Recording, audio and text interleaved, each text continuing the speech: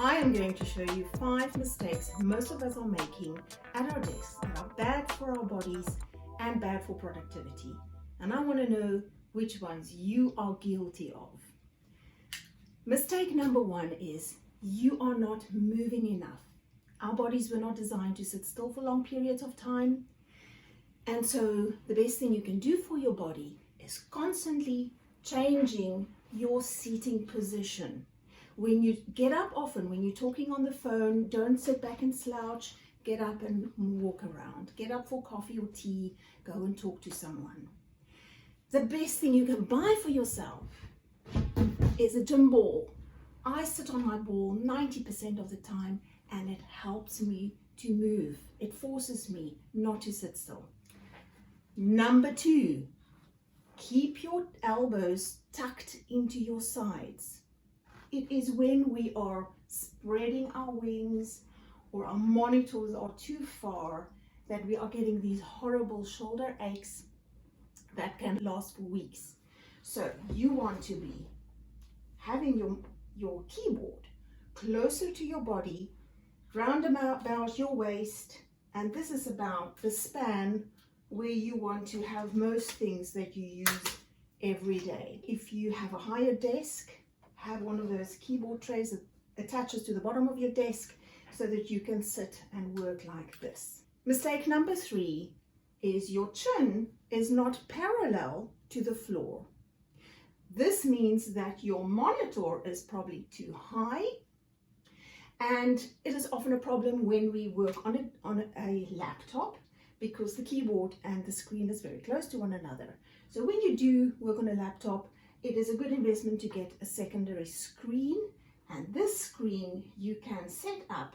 I put it right in front of me so that I don't have to twist my neck, and the top of the screen is at eye level, and I use my screen of my laptop as a secondary screen. So most of my work I am doing right in front of me, and my eyes are either parallel or slightly lower. When you have 2 screens, that is a little bit more tricky, but it helps if you can move around and keep your torso sort of in line with your screen. So whichever screen you are working on, move your chair, twist so that you don't twist or sit for hours in an odd neck position.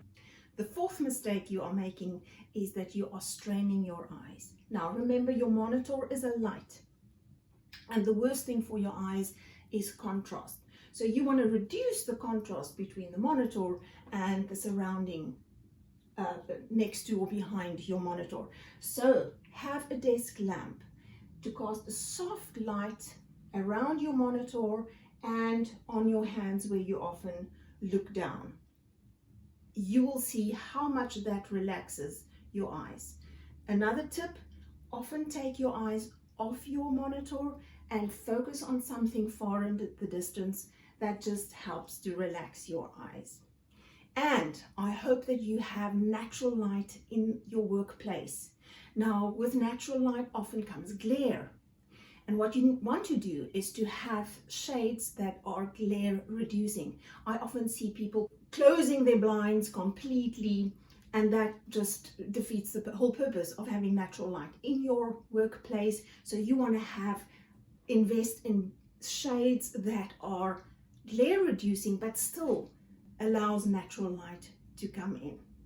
The 5th mistake you are making is that you are sitting poorly. Now, of course, a good chair is important, one that gives you proper lumbar support, and it must be able to twist, must be able to adjust in height, and must be able to recline. This one doesn't, but I hope yours does.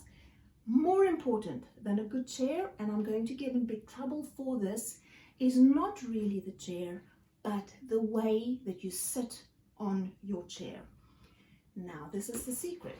You need to put your bottom right back into the crack of the chair. This forces your pelvis to turn up, and when your body does that, your back naturally creates that curve it wants. It is very difficult to slouch when your pelvis is turned up. Now this sometimes, depending on the height of your desk and the height of your chair and your own height, may mean that your feet are not solid on the floor, and that is the other thing that you want. You want your feet to be solid on the floor for support. If your feet's not on the floor, get yourself a footrest. It will make the world's difference. I often use a small cushion just to help me to open up my shoulders and push them back. You will see it's wonderful. There is, of course, one position that I love. This chair doesn't do it, but it is to recline completely, and I'm going to show you how that works. Believe it or not, to recline your chair and sit back like this is ergonomically one of the better things or positions for you to sit in and work, because it takes off some of the pressure off your lower back and spreads the weight of your upper body over a bigger portion of the back of the chair. But let's face it, what works for one doesn't necessarily work for another, and it is important that you find the best way for you to sit. Now, this is one position that really works for me. My back's relaxed, my elbows are tucked in, and my monitor is straight in front of me. I can sit and work like this for hours. I'm sure you can imagine.